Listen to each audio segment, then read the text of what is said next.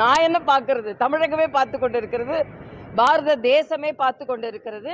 நான் ஒரே ஒரு கேள்வியை தான் கேட்கிறேன்.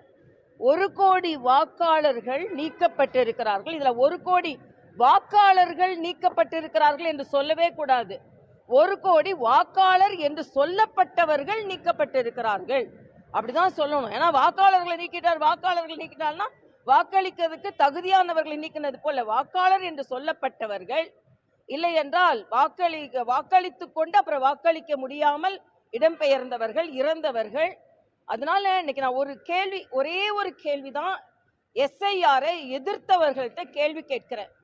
இண்டி கூட்டணியை சார்ந்தவர்கள், முதலமைச்சர் உட்பட தேர்தல் வரட்டும், இந்த தேர்தலை முடிச்சுட்டு நம்ம எஸ்ஐஆர் செய்வோம்னு சொன்னீங்களே, அப்ப இந்த 1,00,00,000 வாக்காளர் என்று சொல்லப்பட்டவர்கள் அவர்களை வச்சு அவங்கள ஓட்டு போட வச்சு செய்யலாம்னு நினைச்சிட்டு இருந்தீங்களா?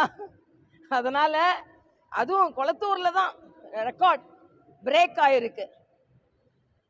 அதனால இன்னைக்கு வாக்காளர் சிறப்பு சீர்திருத்த இந்த நடவடிக்கையை வரவேற்றது நியாயம் என்று நாங்கள் நினைக்கிறோம். எதிர்த்தது அநியாயம் என்று மக்கள் நினைக்கிறார்கள்.